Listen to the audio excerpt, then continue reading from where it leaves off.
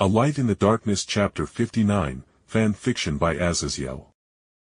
My martial technique that absorbed all their laser and plasma fire was devastating, as the hundreds of flying seeds violently exploded with pure yang fire that instantly killed literally every single human being that wasn't a Grey Knight that had come down from their ship. Only the ship's shields and the Grey Knight's psycho-boosted armor protected the ship from being burnt, and likewise, the Astartes from my all-out attack that was boosted by so much of their own firepower.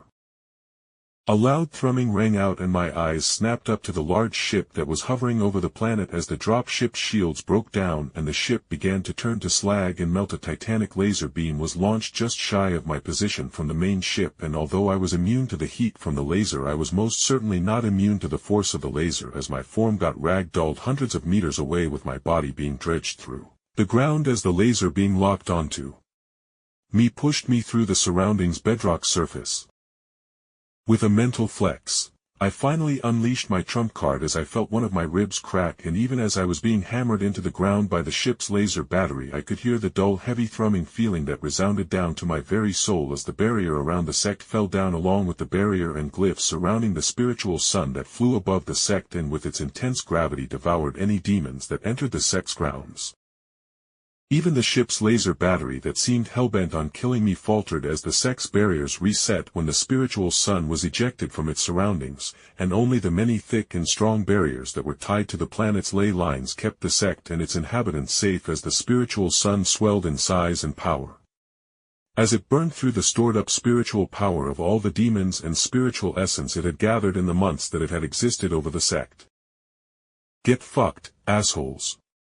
I cursed as I staggered out of the hole the laser batteries put me into, and then I went blind as the spiritual sun went off like a nuclear bomb of pure white light that stole my sight, with me crying out in dismay as the force of the explosion slammed me through the now molten surface of the mountain that was melting under the obscene temperature of the spiritual sun death flare that went beyond simple temperature. The spiritual sun that had devoured countless demons and the flesh of the invading tyrannids was far more powerful than I thought. Thanks to my young body I was immune to the fires and was able to see through the flames, and watched as the ship's shields couldn't handle the spiritual flames, to say nothing of the remaining Grey Knights whose very souls burned away at the overwhelming flames.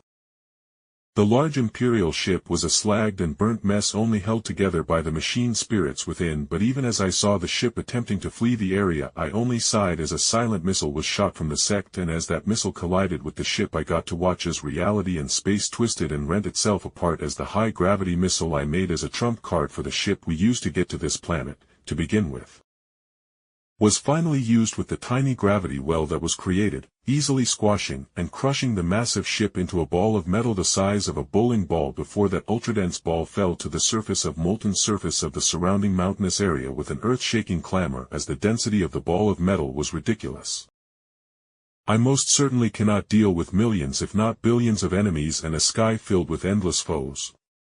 But a single ship, no matter its size or defenses, is just too big a target.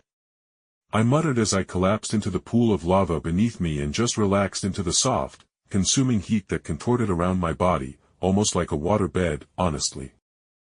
Even as I relaxed into the lava, I just ignored Ellesmere as she gingerly walked over the lava, with each step she took flash freezing the lava to stable ground for her to walk on as she made her way over to me. "Did you have some kind of feelings or pity for that sister of battle, Jake?" she asked quietly, which broke the sounds of boiling, rolling lava, and the sounds of the surrounding mountain shifting with the massive temperature spikes. To her question, I didn't answer. I just honestly felt tired. I didn't feel the glory from the battle, nor joy, sadness, or even regret for what I did. I just felt like it was the biggest fucking waste and just annoyance at the knowledge that I was likely going to face reprisals from the Imperium for daring not to roll over at their demands. A whole hour passed by as I stared up at the purple atmosphere of this accursed planet until I finally spoke. "Let's go home. I need some time to clear my head," I said with a wry smile as Ellesmere rolled her eyes and poked me in the side. "Jake, don't get all huffy. This galaxy is built to make people suffer, and overthinking it gets you nowhere. Heh, if anything, you should focus on how you lost that bet.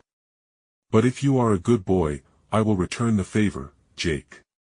Ellesmere said huskily, and even as I deadpanned at her for wanting to do it right after literally killing tens of thousands of people at the minimum, but a horny elf, no matter if they were a space elf, was still a lewd elf, so even as I went along with her half-heartedly at first, she found my body willing and honest within moments.